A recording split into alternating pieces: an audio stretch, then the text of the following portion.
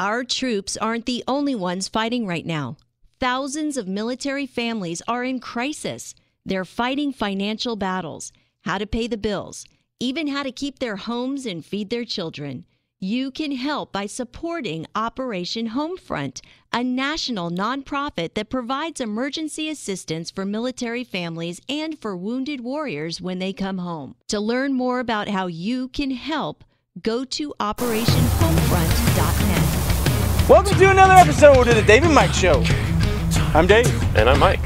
Today we're down here on the beautiful Tacoma waterfront. Hey, Dave, I gotta ask, who is it that keeps this waterfront so beautiful and so pristine? Well, we're going to talk to one of the nonprofit organizations that helps keep this Puget Sound pristine. And that happens to be the Citizens for a Healthy Bay. But before we get to them, let's go check out ESTA. They should be combing the beaches right now. Yeah, let's go check them out.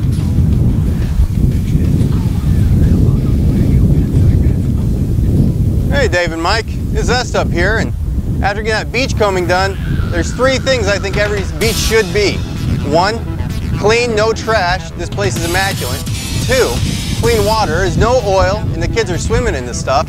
3, that nice salty sea air that you just love about the Northwest. This beach has got all three, and I think I can thank Citizens for a Healthy Bay on that one. They've really stepped up.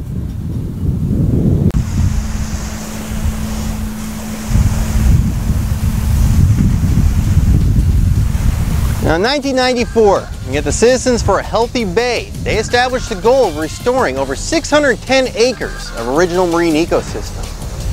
Now, since then, they have seen over 260 acres of habitat either restored or set aside for restoration. Now, they currently have over 16 habitat restoration sites within Commencement Bay, ranging from Squally Beach in the north to Tahoma to Salt Marsh. Now, in the south, they go as far inland as Clear Creek. Now, their mission is to represent and engage the citizens in cleanup and restoration of Commencement Bay, the surrounding waters, and all the other natural habitat out here. I mean, look what you got right here. Clean water, no oil. It's a beautiful day. Can't beat that.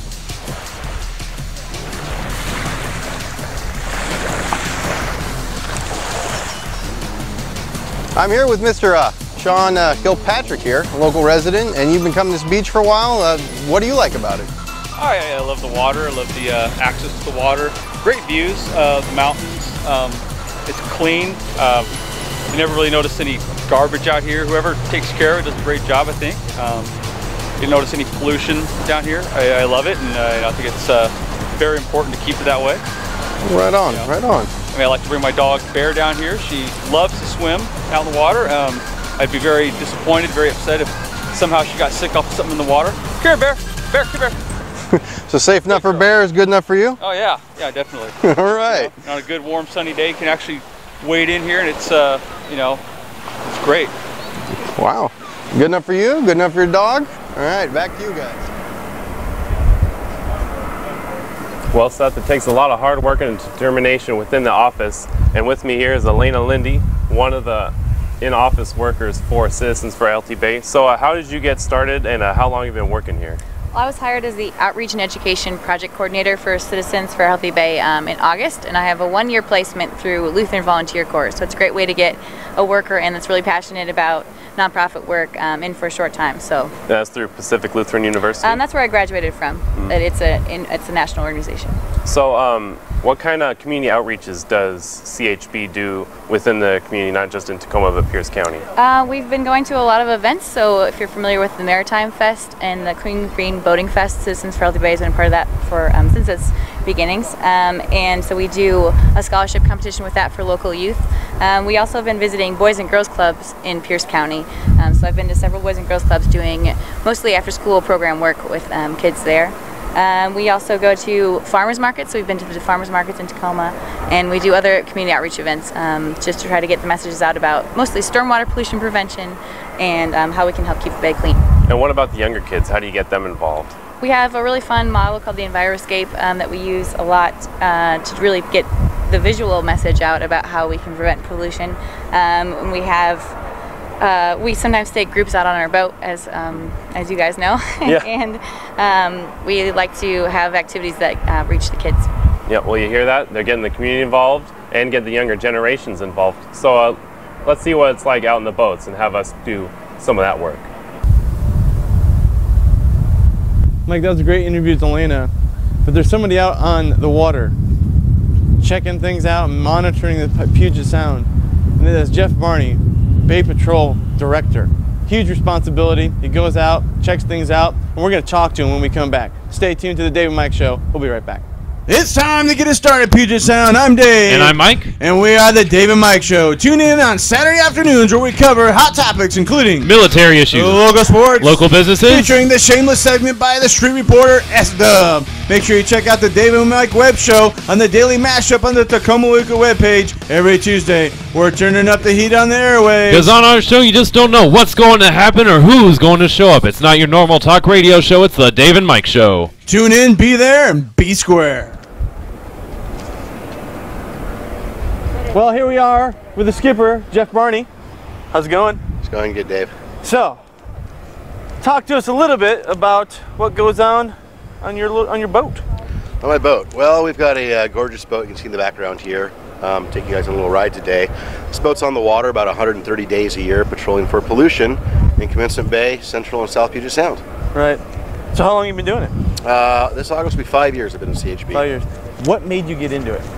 I have a background in wildland restoration, wildland management, and I moved back to Tacoma, started working at a marina, was introduced to who CHB was, and when the position opened, I applied. Right.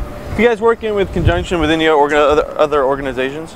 Locally, we work with nearly every organization, state government, city government, up to the federal level. Right. How many places do you restore a year? Our restoration program has 10 active sites in our contracts that we do, some that we'll show you as we enter and leave the waterways, along with current contracts with the Port of Tacoma is doing a lot of restoration, and our restoration manager is currently managing 16 sites around the bay. Wow, it's amazing. So you have some events coming up. We do. And for those that are listening and tuning in, how can they get involved? Easiest way to get involved is our number, 253-383-2429, or healthybay.org is our website. July 23rd, we have a shoreline and kayak cleanup event. It's our 4th year in doing so, and we usually get about a dozen paddlers of any sort, from canoeists to kayakers, on the water in conjunction with shoreline people. And we do about 3 or 4 mile stretch of Marine View Drive, opposite side of Tacoma over here. And the shoreline turnout, we get about 40 or 50 people showing up to the event. So people come out really and get busy with it in the community. They do, whether they can be on the water or just be in the dirt getting garbage, pulling out blackberries, just getting debris off the beaches. Say Tacomites are really proud of their shorelines. Yeah. Proud of their shorelines. Jeff Barney is assisting and getting it all done as the Bay Director? Bay Patrol Director. Bay Patrol Director. He's doing his thing. Let's go check out. Go on a little boat trip.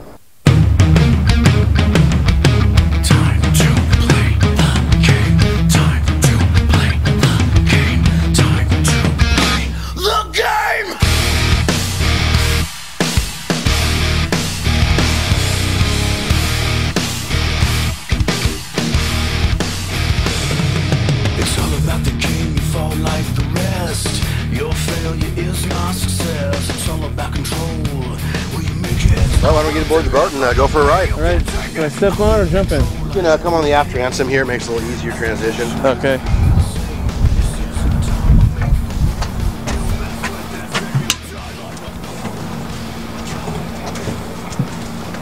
Well, we're aboard, so let's get to work. What are we doing right now? Right now, this morning when I came down the vessel to head on a patrol, we saw a strange film in the water, and it's one of the locations right in front of us, but the tide's out quite a ways.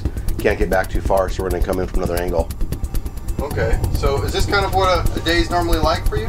Looking for pollution? Yeah, on this waterway we're adjacent to downtown Tacoma. We've got an immense amount of outfalls or pipes that drain off the stormwater, as well as a lot of marinas and just a lot of human activity. So we typically see a lot of various sorts of. Right over there?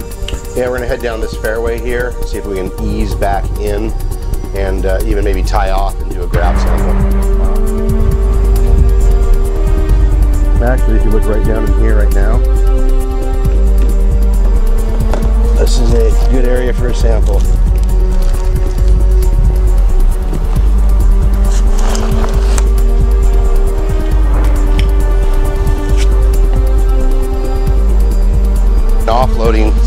certain times of the year, the north wind, to get all the grain dust flowing in. They put it in an oil injection system in 2005. The last samples that were done had large amounts of grain dust with the same mineral oil that we're told they used to do that.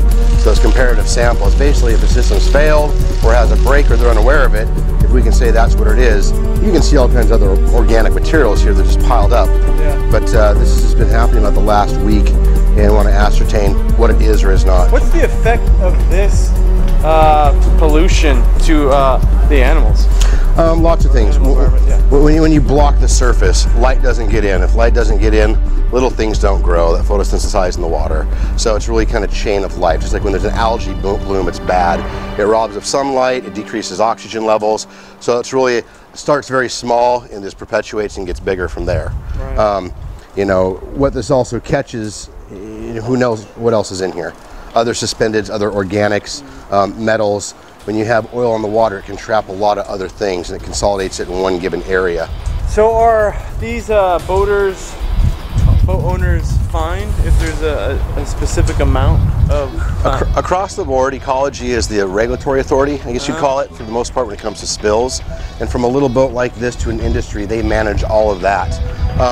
If it's truly an accident with a little boat owner, you know, a boat such as this size, and they use the best means possible to fix their mistakes, Ecology is very understanding.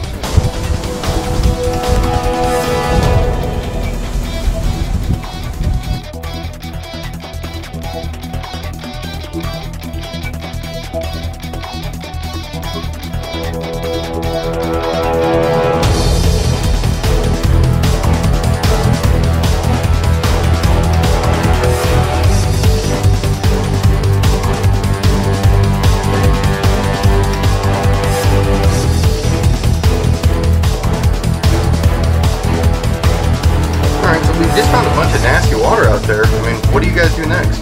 So I took a sample of the water and I called Washington State Department of Ecology. The field officer, the supervisor is off today, so he's going to have me call it in to the reporting system. That enters an official report called the ERT system with Ecology, and then a duty officer will call me back and I'll give the same description and see how they want to proceed. Okay, and where do the samples go, whoever collects it? Locally, if Ecology collects it, they take it and do their own analysis. Other times, the city of Tacoma, the building that's across from us on the water, the Center for Urban Waters has world-class certified labs, and they may also come to play in this. Wow. So you're going to make those calls then, yep. Right? All right, and we'll give you your privacy. Thanks. So, Captain, I mean, we got all these cars and, you know, scrap metal, I guess, on this tanker. Does it cause any problems environmentally? You know, frequently these are brought into one of our waterways and they are literally ground up and shipped back over to Asia. You know, the cars themselves indirectly no. It's the parts on the cars that I find in the water quite often. We have so much plastic from lights, reflectors, mirrors, bumpers, grill pieces, and that's what I find getting into the water. Also, it is a large amount of concentrated metal, and it's not contained like you would be in, say, a parking lot where you have a storm drain or a catch basin to clean. But there's a lot of talk that surrounds large open area barges like this and the cargo they transport. Typically what I find is that large debris we spoke of earlier, and that larger debris being the plastic parts floating around throughout the bay. So this is just like temporary storage for stuff like this? Yeah, this is a staging area. It'll move its way into the Hylibus waterway as they have space available, and it literally gets pulverized, ground up into fine, loads a large container ship, and heads off to Asia. Made back into objects that then we use again. So Elena, this is one of the habitat restoration sites that CHB restores and keeps up. What's the name of it? This is Yoqualla Beach, and it's one of 16 different habitat sites that we maintain in the bay. And what exactly do you do here at Yoqualla Beach? We do kind of our full spectrum of habitat maintenance duties. So we remove trash and debris. We have work parties in to remove invasive species, so those pesky blackberries, and we also do some planting of native plants. So we do some madrone plantings at this beach, as well as other plants. So not only they pick up the trash and they clean up the debris, but they're planting new trees and getting in old ones that nobody wants. All the sea lions and the seals out here, and this is why we really need to keep our environment clean and keep the area clean, along with CHB and other organizations doing that. And Elaine, Go ahead. How do we keep this clean? Well, we talked a little bit about stormwater pollution prevention, so the things that we do that can keep pollution from entering the bay, and that's really important because people don't, like you said, people don't know that the seals are out here, and getting a chance to see them firsthand really reminds us that the things that we do can affect the wildlife for the animals that live here. If you could tell people out there one thing to cut down on that would help, what would it be? Only rain down the drain. So anything that you see on your driveway, you know, your car's leaking, something's happening, you see it on the ground, it's not just going to disappear. It's going to end up washing into a storm drain, which washes into the bay or Puget Sound. So out there, everybody remember, when you're washing your car out there in your driveway, everything that's coming off your car, all the suds, the dirt, the grime, that's going down the drain and right here into the Sound. So, you know, you're kind of like a bit of an enforcement person here. You know the people to call. Do you get much harassment doing this, or? No, we don't. We have a long history of 20 years of collaborating with people in partnership, so I can't actually write a ticket. I don't have that enforcement capability. We're kind of the middleman. We go between. We see a problem, we see an issue, we confront the individual, we confront the industry. If they're not compliant, if they're not willing to work through resolutions, we have the relationships with the regulatory authorities, be it the Environmental Protection Agency, the Washington State Department of Ecology. We try to work with people for long-term solutions. We want them to change their practices so they're not polluting or they're aware of the impacts their businesses have. Because if they just pay a fine and pay a ticket, their attitude will probably be, oh well. And you got everyone in here connected on the same page for the most part? Our constituency throughout Tacoma and Pierce County is very, very, very strong. As I mentioned earlier, it could be longshoremen calling me, it could be truck drivers calling me reporting pollution, it could be people that work in these office buildings downtown Tacoma with their spotting scopes and see things. Through our 20 years and my 5 years in this program, we keep building that constituency and those relationships and friendships. And you know, the vested interest of clean water is an interest of everybody that lives around and near the water. So you'd say, like, as like a general whole, the majority of people that are in here or working around it are pro, let's keep this place clean, keep everything else going straight? Absolutely. And I would say those that don't, you know, you have a large population in the city of Tacoma that's never been near the shoreline. Okay, so it's the Citizens for a Healthy Bay that are keeping the bay healthy? I think we are. Yes, we are. Right on. Well, we're up here with the Citizens for a Healthy Bay Director. Phil, how's it going? It's going great. So, share us a little bit about what you do. Okay, I became executive director here in November of 2008, and so I'm responsible for the overall health of the organization, working with the board, supervising the staff, supervising all the activities that we get involved with, making sure we have funding, and then taking on the actual operations of some of the programs. Right. So, if we get the little map back here, can you share with us some of your problematic areas in the Puget Sound? Sure. So this map shows Commencement Bay. It goes around here. Our office is located right about here on the Theophos Waterway.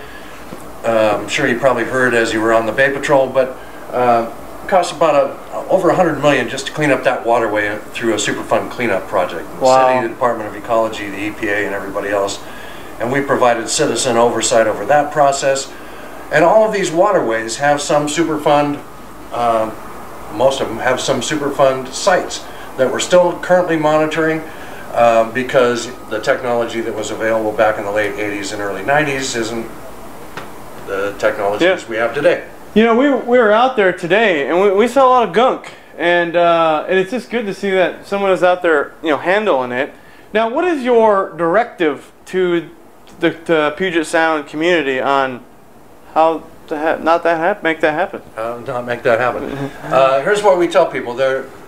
We have several audiences. One is businesses, so all the businesses that are located around here, they have to get permission, and as a matter of fact have permits to discharge stormwater from their sites into the common waters of the bay. Along with those permits, they have to test their stormwater to make sure it only contains so much lead, copper, zinc, and things like that.